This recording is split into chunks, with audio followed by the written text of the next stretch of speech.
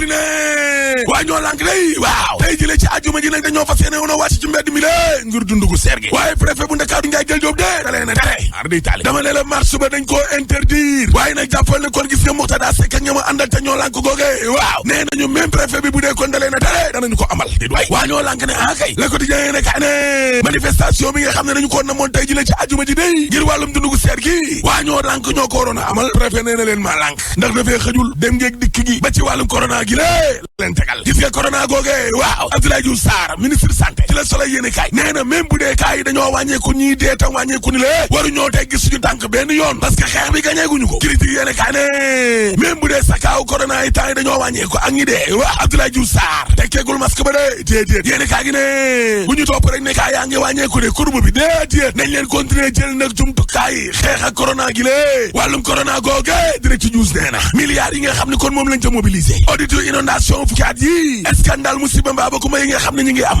moo di ñaa yekk na lu mel ni xamee Macky Sall nguuram gi laa la wax ndax góor gi nee na daanaka fukki atu yàllaa ngi nii biñu defee lancement boobee plan décennal bu doy waar bi waaw mais Ndakaaru Ndiaye Jël Joob Touba Kaolack Ndar ak yeneen i gox ba léegi nii ñu ngi ci biir ndoxu taw yi laa la wax ba léegi ni lée fukki atu yàlla ginnaaw bañ defee lancement plan décennal bi président Macky Sall ne yaay booyoo IG dana ko audité waaye audit boobee weesu na waroon nañ koo def ca 2016 2017 laa la wax moo di ñaa yemu ca parce que nee na milliards yi nga xam ne moom lañ mobilisé ci Covid 19 ja Prodac Poste Kudd port autonome de Dakar impôt domaine douane Ageroute Promoville AGETIP yàpp leen a war a audité laa la wax même bu dee sax audit yooyee def nañ ko ba pare tamit du jariñ dara ba dara booloo jeex laa la wax ar di taal moo di ñaane waaw parce que audit yooyee du mujj fenn fu dul yóbbu leen ca trois li ñu tëdd fay nelaw fekk fay yeneen ya Le Soleil yéene kaa ne Macky Sall ca lancement wu mi la ñoom ca leen jàkkoon ñu jagleele ko wàllum énergie courant waaw président nee na lu tolloo fukki millions ak ñaar ci ay sénégalais day mbir mi dala leen laal alhamdulilah Le Quotidien yéene kaa ne mandat ba de courant yi lañ ko jagleele Tribune yéene kaa ne xaalis ba kay waaw ëpp na ñetti téeméeri milliards la ilaha illallah 330 milliards laas te 330 milliards yooyee waaw Macky Sall nee na mbir mi dana leer nañ ba mel ni ba ci transparence L'Observateur ne waaye yow lakk gi nga xam ne nag moo amoon ca building gi am na ay ministres yoo xam ne day léegi de ay sans-abri lañ ci gouvernement bi maa la ko wax Tribune yéene kaa ne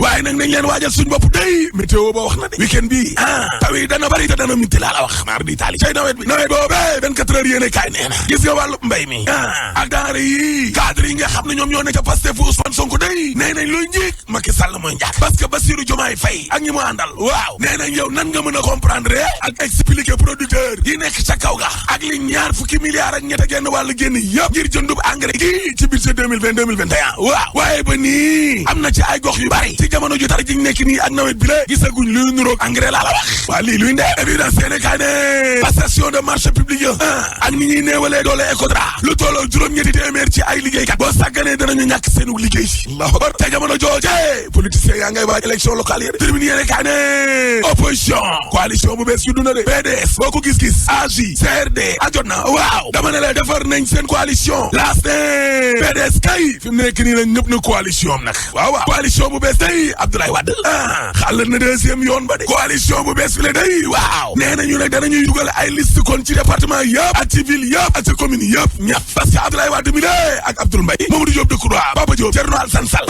bu LD Debout waaw daal dinañuy ñaax nag seen militants yi ak sympathisants yi lée nee nañ leen jug leen da ngeen joxante loxo ci gox yi ngeen ne 24 heures yéene kaay ne Abdoulaye Wade kay ma ngay ratisser large nag laa la wax source année ndawi Ndakaaru Ndiaye Jël Joob day nee nañ Abdoulaye Diouf Sarr mooy seen candidat exclusif yéene kaay ne Barthélémy Dias day yaa ngi koy yenn safara de ARMP IG police box sobli ne Barthélémy Dias waaw jàpp na ne lii wàllum xupaate la intimidation di talaat ak ay menaces waaye kenn mënul fexe ba du nekk candidat ci élection locale maa la ko xanaa yàlla ku dul yàlla rek Barthélémy Dias ne te gis nga yoon bi su ma jàppee nit ci sama oto wala sama booru kër wala ca sama tool ba dinañ xam ne wuyu bandee baayam non dinañ xam ne wuyu bandi mooy baayam di doy Bart yéen kaa gi ne gis nga maire bu Ndakaaru Ndiaye Jël Joob googe waaw soo xam war ci ni day programme sociaux yi lu tolloog ñaari téeméer ak fanweer ak juróom ci ay millions lay jox agents municipaux yo alhamdulilah moo taxit Sidia Ndiaye ak waa FGTS waaw rafet na loolu lool li madame la maire def évidence yéen kaa ne ca kaw la gële waa Medina Baye waaw kontaan nañ ci Serigne Mboup de ndax nam taxawee ci chantier institut franco arabe bu Medina Baye Sigi Konaré bokk ci cadre yu APR bu Kaolack waaw nee na Serigne Mboup la àndal ci élection locale yi de yéene kaa gi ne Idrissa Seck moom nitam yaa ngi continuer di ko bàyyi ba léegi nii di démissionner laa la wax ba mujj mu Mouhamadou Dieng la tudd moo yoroon administration ba ak information ba ak base de données wu jeunesse réew mi nekkoon tam membre fondateur communication digitale bu réew mi nee na bàyyi na élection locale yooyu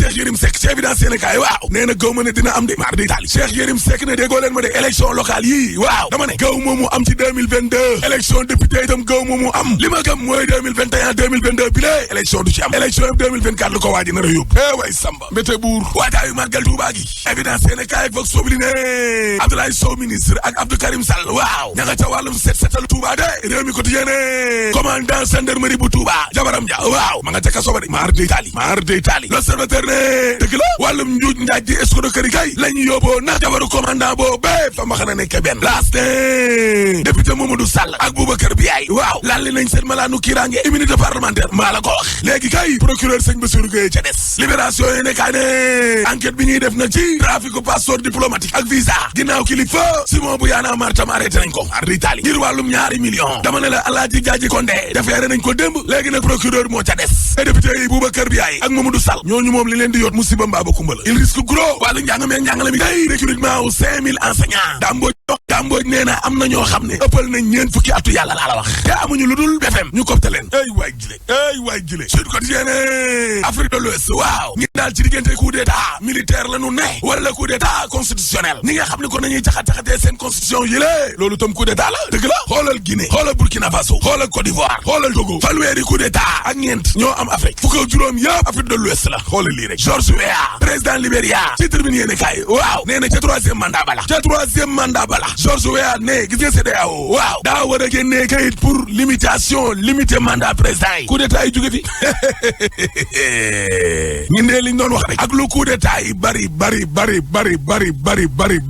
te waxuñ ci pétrole bii coup d'état yi du fi jóg déedéet parce que suul gaz du ko tere xeeñ te troisième mandat dañ ko fi tere rek boo paree ma ne la alaaji tëjët ñu àddu jëmale ci wàllum courant gi fii ci réewum Sénégal ak Millennium Power Compact mu mel ni kon président Macky Sall jëmmal na ndorteelu boobu lépp liggéey ci juróomi at lay doon ñetti téeméer yu toftal juróom fukk ci ay milliards la ñu ko xayma ci liggéey bi ngir nag lu kantanal wàllum courant gi fii ci réewum Sénégal loolee nag bu antoo fukki million ak ñaar ci ay doomu aadama fii ci réew mi daañ mën a jot ci li nga xam ne moom mooy courant boobee ñu ànd Cheikh Alassane Balde Baba Diaw.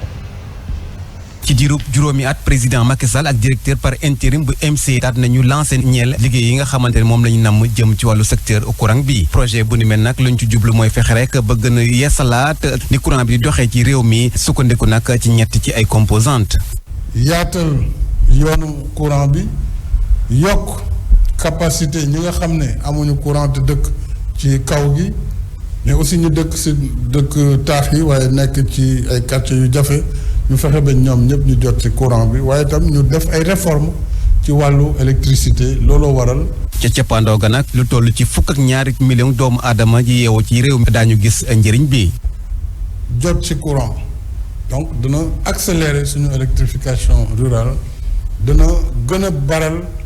li ñuy wax accès universel bi. ñetti téeméer ak lu teg ci ay milliards nag doon ndimbal bi nga xamante ne ñii di américain jagleel nañ ko askanu Sénégal di firndeel relation yi nga xamante ni moo am ci diggante ñaari dëkk yooyu lay doon ay kàddu yi nga xamante ni ambassadeur bu États-Unis daal dina koy yëkkati ci boobule xew-xew. Nous devons tous, je vous encourage de faire le démb jeex ca kanam garder le cap. voilà Birahim ñu ngi ko fi doon waxtaanee démb ci wàllum courant bi Sénégal mu ngi ciy def ay effort ba dog-dog yi wàññeeku na ak nag li nga xam ne bëgg nañu ko démarrer dina gën a am solo. waaw dina gën a am solo ndax Sénégal wax nañ ko xam nga réew dafay am ay priorité mais gannaaw liggéey bi nga xam ne ni ñu ngi koy def ci wàllu courant bi parce que courant nag Mambay dañuy fàttali ni am na ay jamono xuyu xamaj bi daaneel na réew. daaneel na nguur. am na ay jamono gis nañ li fi doon xew am na yenn dëkk yoo xam ne ni. gis nga li ñu naan 1 minute coupure courant boo xam ne amul leen fenn fu mu aju wala ci loo xamee ne lu concret loo xamee ne moom moo ko indi mën na daaneel gouvernement gis nañ ci yenn réew yu ci mel ne ay États-Unis ci yenn ay état courant coupé fa mu indi fa benn brouhaha bu extraordinaire boo xamee ne am na ci mais xam nga man fan laay gën a bëgg ak appesantir c'est que gis nga coow li mooy ñun Sénégal ñun réew yi nga xamee ni suñu loxo jotu suñu ginnaaw xam nga ñan lañ ñoo war a doon suñuy partenaire de premier choix ou de premier plan ñu mel ni États-Unis xam nga MCC du dañoo abal de nañu fi ak fukki at ngeen fay dañu ko may c'est don la MCC dugal nañu lu tolloog 500 un peu plus de 500 et quelques milliards ci wàllug koppar ci réew yu mel ni Afrique li leen tax a jóg mooy gën a développer wala jàppale ci génn ci situation ndóol pour dem ci kanam am na yeneen réew ñoo xamee ni ce sont des partenaires nu ñu koy waxee ñu yàgg si ñun mooy ñi nga xam ne ñoo ñu coloniser woon lu ñu jox bor la booy fay mais gis nga am na yenn réew yu Afrique yoo xam ne ce sont des pays francophones dem nañu ba léegi ñu ne ñoom dañuy génn ci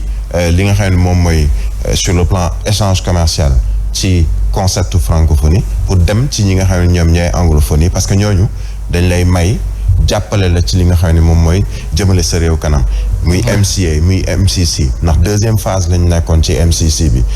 MCA bi ñu ne dañuy dugal tamit li ñuy war a dugal lu tolloog 12 millions de Sénégalais mën cee gis seen bopp ci wàllu courant te amu ci lenn loo xam ne day doon bor bu ñu lay fay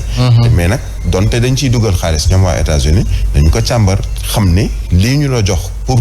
bërëb sàngam lay doon ak ci projet nangam waaye doo ko détourné di ko yóbbu feneen nañu gën a taxaw ak États-Unis ay Allemagne ñooñu nga xam ne dañuy may waaye duñu lebal ba pare suñuy sët di ko fay nga fayeeku voilà El Hadj 12 millions de Sénégalais mën nañ si bénéficier bu fekkee lépp antu na est-ce que duñu ko def ni lampe solaire yi ñu gis ñu waroon ko yóbbu si dëkki kaw gi andi ko fii nga xam ne ñoom amuñu ay jafe-jafe ci wàllum courant xam nga yooyu yëpp ay xeetu détournement la woon yoo xam ni dénoncé nañ ko fi am na ay maire sax yu ko dénoncé muy maire yi nga xam ni fi ñu dëkk xëy na xaw na gën a kawe tuuti ñoo ko gën a yittewoo président dànkaafu woon na leen ci mu bañ a am benn détournement d'objectif ci wàllu lampe wàllu courant wàllu ndox bu fekkee dañu ciblé ay villages wala benn catégorie ci biir Sénégal pour jox leen ñu bénéficier wu ci yooyu les investissements na dem ci ñoom directement alors demewul woon noonu bu njëkk ci mooy xeetu investissement bi ngay wax mais si li ñu annoncé ba tax njiitu réew bu Sénégal génn wax ci 330 milliards ñetti téeméer ak fanweer ci ay milliards ci francs CFA boo ko joxee golo sax mu taal àll donc war nañu visiblement durée bi ñu wax buñ ci noppee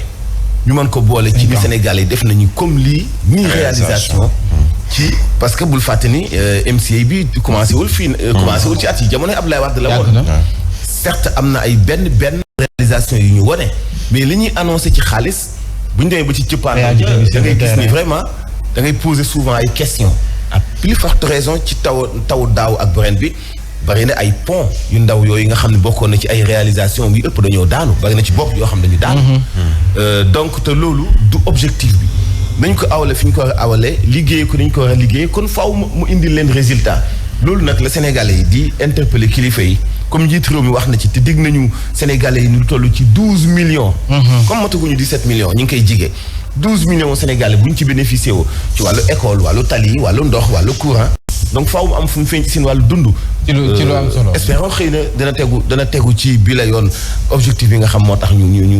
yëkkati ko. ñu jox ko dëgg wala yóbbu ko dëgg fa nu ko yittewoo ñu àddu jëmale ci Alpha Condé ba nga xam ne dañu foqati nguur gi sa ay loxoom foofee sa Guinée Conakry ka nga xam ne moo nekkoon jëwriñ ñu nekk wàllum yoon sa Mali nekk avocat bu président Guinée bi nga xam ne dañu ko daaneel moom mi ngi sàkku ci Macky Sall mu yegg askan wi wax leen dëgg gi nekkoon soxlawul troisième mandat ndax boo seetee ba sa biir Alpha Condé coowal ñetteelu mandat moo ko fa jëlee ñu teewlu ay kàddu moom maître Mamadou Ismaïla Konaté. J'exhorte le président de la République du Sénégal Macky Sall. tey bët yëpp ñoo ngi dem ci Sénégal ndax tey rek moom lañ jàpp ni démocratie la bi nga xamante ne mosul am jafe-jafe rawatina ci wàllu coup d'état man dama jàpp ni président Macky Sall ci mbirum mandat bi daf ci war a wax lu leer mandat du li nga xamante ne da nga koy foowee di wax oui wala non du jeu cache-cache mandat da nga koy wax mu leer ndax jamono ji ñëpp xam nañ ni Sénégal président bi mënatul def beneen mandat constitution bi li mu wax dafa leer donc président Macky Sall ci boppam daf ko war di répéter mu koy répéter ñëpp di ko dégg donte sax ay nitam dañuy faral di génn ci presse bi di wax ni mën na am li nga xamante ne mooy troisième mandat mais waru leen déglu moom dafa war a des ci position bi nga xamante ne mooy position bi constitution bi tëral. Candidat pour un troisième mandat.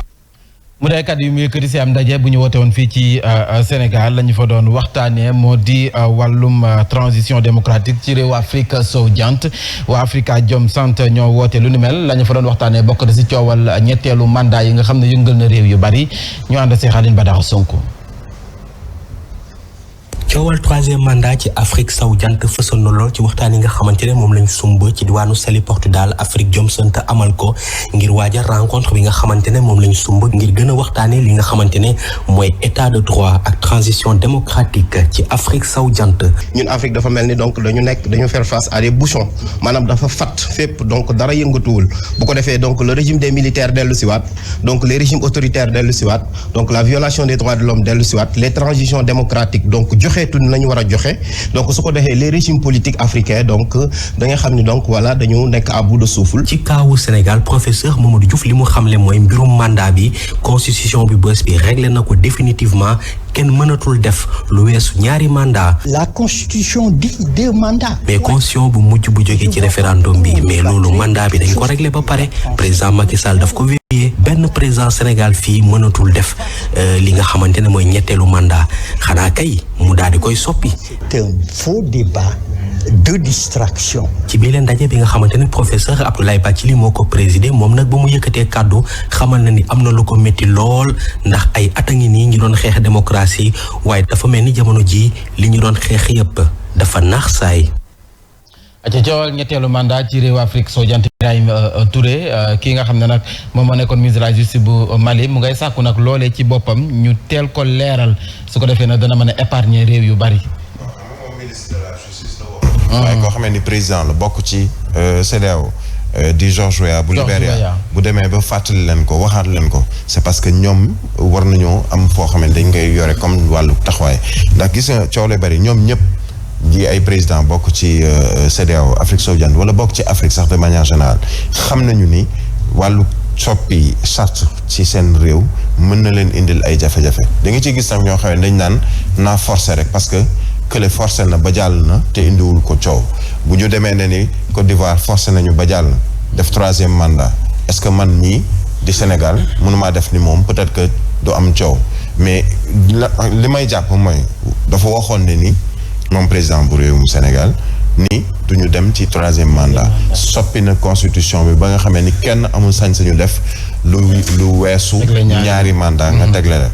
man jàpp naa ni peut-être kàddu yooyu mu yëg ci woon dina ko dëggal 2024 mais lu ko mooy mën na indi yenn coow ndax constitution yi ñuy soppi pour di forcer di toog gis nañ lu mu indil wala lu mu jural yenn réew yi ñu dend. voilà El Hadj Birahim wax na ko sax nee na George Weah ci boppam moom moo ko njëkk wax na ko l'autre jour tey sax am na quotidien yi si ñëw nee na CEDEAO waru ñoo yem si condamné ay coup d'état waaye la ñu war a waxtaane moo di ñu bañ wala ñu aaye fi ñetteelu mandat. parce que li koy sabab mooy loolu. xam nga bu fekkee dañ la dénk am réew.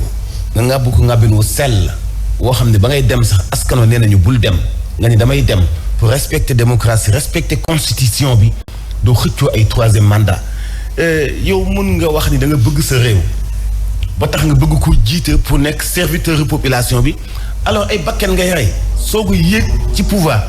alors da ngay jalgati constitution bi soppi ko ci anam gu dul dëgg ngir yéeg ci pouvoir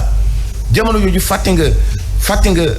nit ñi ci seen bopp ak souffrance bi ñuy jànkuwanteel nguuru Afrique yi di tax pouvoir jalal leen ay bakken di ci des parce que dañ ciy demaale ak xiif te bañ a suur chaque jour ñu koy fàttali gis nga séddale partage bi lii maanaam lii bàyyee ko comme ressource ci réew mi fii ak duñ ko yamale ci doxalin ñeel askan wa yéenante ci wàllu am xalaat ak vision ci yokkute population loolu mooy tax njiitu réew yi di bëgg a des fa ñuy nekk ku ne yaa ngi xalaat booy jeexal sa mandat kan moo la fay remplacer. te du la topp du topp sa njaboot loolu kay mooy kon jalgati naa samay njaboot jalgati nañu jaawale seen famille ak seen ak li ñëpp bokk gis nga boo leen dee wax dëgg ñoom kilifa yi dañu wàññi xiif gi liy bàyyee ko comme ressource ci réew yi comme Guinée Guinée paradis la ci wàllu naataay. ci wàllu yokkute ci wàllu koom-koom. suuf sam na lu ne. bu ñu ko boolee ci réew bi gën a ndóol parce que ñi ko jiite sérieux wuñu. Sénégal li fi génne ci koom-koom war na passé fii mu toll di tàllal loxo gestion boobu la ñu wax ne nañ ko jubbantiwaat ba nga xam ne yow mi jiite da ngay bëgg a dem ñu ne la doo dem mais xëccoo soppi constitution toog troisième mandat du sax nawloo ñu nga jiite et ce qui est dommage day am ay benn ci population duñu ma sax 500,000 taxaw temm ni yow ak yow la ba keroog àddunay tukki. tey bu ñu nekkee fi am ñoo xam nee nañu ay juriste lañ dañoo jàng nee nañu dañoo jàng de. te mu wóor leen ni suba dañuy dee ñu takk seen loxo dugal leen bàmmeel xalaatuñu ñetti fan yi bàmmeel 3 millions la ñuy xalaat taxaw di défendre ni premier mandat wu président Macky Sall. bokkul ci constitution bi. te ñu fal ko démocratiquement mu daaneel Abdoulaye Wade toog juróom-ñaari at jiite ko Sénégal ñëw ci deuxième mandat ku ni ab constitutionnaliste la ànd na taxaw ci kanamu Sénégalais ni boobu tënewuñ ci compte. ah non je suis désolé. dëgg yenn yi du xam-xam waaye ci biir kenn xamul lan lay niw. jaajëf le député du peuple El Hadj Mamadou Mansour rendez-vous bi kon 13h lay doon. incha allah. ci 89.7 Zik FM. incha allah 13h. ay ca Birame Diadji Touré. ñu bàyyi la rédaction baa ngi lay xaar. aywa ba ci kanam incha allah toute la vérité. incha allah. ay ca mi dalal Pape Mante Mboup ci ñaareel pàcc bi la jotaay xibaar tàggat yaram lay doon.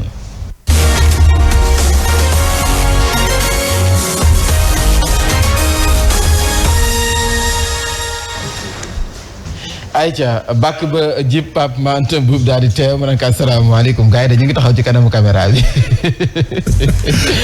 maa ngi laa nuyu. maa ngi laa fay bu baax a baax. man ngay jaay alhamdulilah. baale jàmm. waaw ñu ngi sant yàlla bu baax a baax. borom jam si teex Duga. waaw la grand maire de Tëngéej. waaw lu am solo ayca afro basket féminin Sénégal moom mu mel ni kon nag taxawal na équipe am. waaw taxawal na équipe am nag waaye nag ñu nemmeeku ci ni ci boobule afro basket nag bëri na ci ay ndaw ndaxte nag ci fukk ak ñaari joueurs yi nga xam ne kii di Moustapha Gueye sélectionné nañ ko juróom-ñaari nag ñoom bii nag mooy seen participation ci afro basket en tout cas mu nekk nag loo xam ne reconstruction la jëm ci équipe nationale bu basketball yu jigéen ñi lu ci mënti am daal kii nag di l'ex international ak championne d'Afrique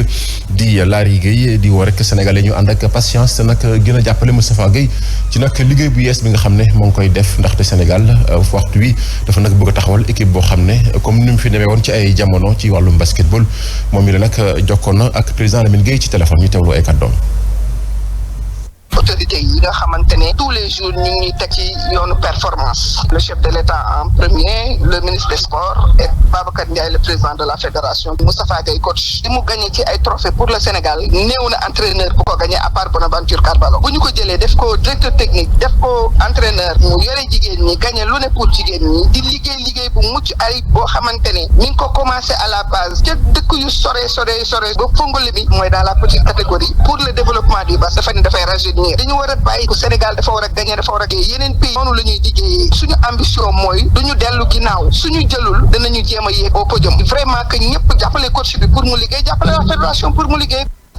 lu jëm sax ci wàllum équipe nationale jigéen ñi nag ñi ki tey kon ñoom ñu ne ci ngoon nag bu 18h jotee foofu ca stadium bu Marius Ndiaye dinañ fa amal nag ab jongante ak xarito ak benn sélection locale di fàttali ni Sénégal kon ni ki ndax moom ci mardi bi nag la fas yéene jóge fii ngir wëtali foofu ca Yaoundé ca Cameroun mi nga xam ne moo fas yéene dalloo nag boobule compétition bi nga xam ne ouverture bi ni ki fukki fan ak juróom-ñaar la ci weerum septembre gi ñu nekk Sénégal nag moom ci génnam gu njëkk dina ci laale ak ñii di waa Guinée loolu nag 18 septembre la bu 10h jotee bu ci noppee Égypte la 20 septembre ca 13h di fàttali ni Sénégal waxtu wi mu nekk équipe bu gën a nag am ay ndam ci boobule compétition di afrobasket féminin ndaxte am na ci fukk ak benn sacre bu ci mujj sax foofu ca Yaoundé la ko amee woon ci atum 2017. ay ca Coupe d'Afrique volleyball mu mel ni kon Sénégal vice championne bu d'Afrique mu mel ni am na défi bu koy xaar. waaw am na défi nag bu koy xaar ndaxte Sénégal ñoom ñu le seen mbébét du lenn nag lu am taxawaay gu am solo foofu ca Kigali ndaxte ñoom ñu ne sax gis nañu ne ak équipe bu nag bu yees la waaye nag ki leen di tàggat di François Vinograd gis nañu daal war nañ nag mën a relever ay défi foofu ca Rwanda bi nga xam ne mooy dal la boobu les compétition ay kàddoom kii di Aba Diatta moo ko tataan. daañu planifier ni nga xamante ni noonu la ñuy fas yéene liggéey jàpp nañu ñaari entraînement par bés bu fekkee day métti ñu def benn ci suba entraînement physique après ci ngoon gi ñu liggéey ci terrain bi loolu nag la compétition yu mag yi daal di laaj ci wàllu liggéey xam nañ ni équipe bu yees la mais am nañu bëgg-bëgg bi ak rek mën a relever défi rawatina nag lu jëm ci soppaliwaat doxalinu volleyball ci réew mi ba tax ñu sàkku ci ñëpp ñu jàppale ñu ci liggéey bi nga xam moom la ñuy def.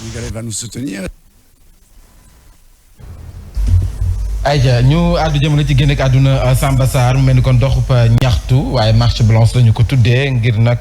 fàttaliku anam nga mu génnee àdduna. waaw loolu nag ni ki ëllëg lay doon foofu ca nag mbeddu Pikine yi bu 16h jotee lépp rek ngir nag marqué 40e jour génn ko àdduna kii di Samba Sarr mi nga xam ne moo nekkoon manager bu ASC Cosaan ñoom ñu ne nag di collectif pour justice ñoom di sàkku rek ñu indi nag ay leeral ci nag génn ko àdduna kii di Samba Sarr dañ ciy teewlu Madiamba Dieye. grande marche blanche et silencieuse bi ñuy organiser dañ koy organiser pour la mémoire de Samba Sarr mais également dañ koy organiser pour réclamer justice pour Samba Sarr donc samedi la 11 septembre 2021 inchallah ñu war a daje ñu ñëpp ci jardin public bu Xurnaar bi donc mu nekk benn marche pacifique yoo xam te dañ ko bëgg a def jaar ci mbeddu Pikine yi pour vraiment témoigner toute notre reconnaissance à la personne de Samba Sarr donc au défunt Samba Sarr mais également wax autorités yi vraiment ñi ngi xaar à ce que ñu leeral mbir yi les circonstances de son décès ñu élucider ñu ko vraiment ñu situer responsabilité par rapport à décès wu feu Samba Sarr. ayca ñu àddu jëmale bii paa ci résultat qualification mondiale 2022 zone Afrique du Sud waaye it programme championnat européen ci njeextalu ay bés bi. waaw ni ki démb nag lañ doon amal fukkeelu bëccëg jëm nag ci qualification mondiale Qatar 2022 ca zone Amérique du Sud ni ki démb kon Uruguay moom moo daan Équateur benn bal ci dara Paraguay moom dafa nag dalal ñi di waa Venezuela daan leen ñaar ci benn Colombie daan ñi di waa Chili ñett ci benn Argentine moom moo daan ñi di waa Bolivie ñetti bal ci dara. jàppal ne sax Lionel Messi moom moo dugal ñetti but yëpp Brésil moom moo daan ñi di waa Pérou benn ci dara seen but yu nag kii di Everton Ribeiro ak Neymar ñoo ko dugal ca France nag jàppal ni gannaaw ba ñu amalee trêve international bi tey jii nag la ñu tàmbaliwaat seen nag juróomeelu bëccëg avancé jëm ci Ligue 1 bi 19h Lorient mooy dalal ñi di waa Lille ni ki ëllëg nag bu 15h jotee Paris Saint-Germain ak Clermont la 19h Monaco mooy dalal yéen équipe bi di Marseille yeneen jogante yi nag dinañ ko amal ni ki ci dimanche gi ci Angleterre la ñu jëm ak ñeenteelu bëccëg Premier League bi kon ni ki ëllëg nag lañ koy tàmbali 11h30 diggante Crystal Palace bu ñoom Cheikh Kouyaté ak Tottenham 14h Manchester United ak ñi di waa Newcastle ak retour nag Cristiano Ronaldo foofu ca Old Trafford 14h Leicester dina dalal ñi di waa Manchester City 16h30 Chelsea bu ñoom Edouard Mendy la ak Aston Villa dimanche bi nag bu 15h30 jotee Leeds United ak Liverpool bu ñoom Sadio Mané la ñu dem foofu ca Espagne dimanche la ñuy door nag seen ñeenteelu bëccëg kon ni ki ëllëg sax lañ koy tàmbali waaye dimanche nag am na si yenn ay jongante yu am solo 12h espagnol mooy dalal champion en titre bi di Atlético bu Madrid 19h nag Real ak Celta Vigo la jonganteeg FC Barcelone ak FC Séville bi ñu façon amal ni ki nag lundi dañ ko dàq ba jimmi jamono ci Italie nag am na choc yu am solo si ñetteelu bëccëg bi samedi ni ki ëllëg kon 16h Naples bu Kalidou Koulibaly mooy dalal ñi di waa Juventus dimanche 10h30 Sampdoria ak Inter bu Milan la 16h AC Milan ak Lazio bu Rome ca Allemagne tamit am na ay choc yu am solo ndaxte niki nag ci ñeenteelu bëccëg bi kon ëllëg ci samedi bi Leipzig ak Bayern Munich la bu 16h30 jotee waaye balaa boobu 13h30 Leverkusen ak ñi di waa Dortmund dinañ ci laale kon Mambay lii moo fi gënoon fës jëm ci wàllum xibaaru tàggat yaram ñoo joxante dig daje rek bu 12h jotee ak Birame Diadji Touré 13h ak El Hadji Mouhamadou Mansour Diop. 89.7 Zik FM jotaayu xibaar yi ci bëccëg bi jaajëf Pape Mante bu pàcc bu mujj bi soxal bi la jotaayu xibaar li yéen i kaay xëy fësal doon ak El Hadji Ahmed Aïdara